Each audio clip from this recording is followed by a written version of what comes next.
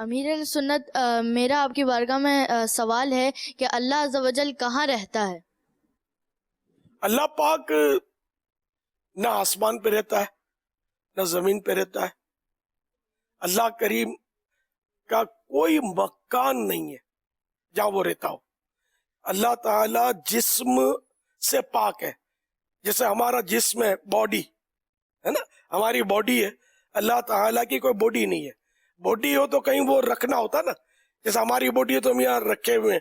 تو اللہ تعالیٰ اس رکھے رہنے سے، اس طرح جس طرح ہم بیٹھے ہیں تو اس سے پاک.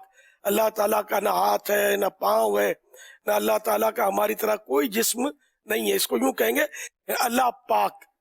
جسم جسمانیات سے، بدن سے، باڈی سے پاک، یعنی کہ وہ یہ چیزیں اس کی ہیں ہی نہیں. مطلب اللہ تعالیٰ کی جو ہماری جس بدن ہے وہ اللہ تعالیٰ بدن سے، باڈی سے پاک ہے. تو اس لیے وہ اس کا کوئی مکان بھی نہیں ہے کہ جہاں وہ رہتا ہو. صلو علی الحبیب صلی اللہ تعالی علی محمد.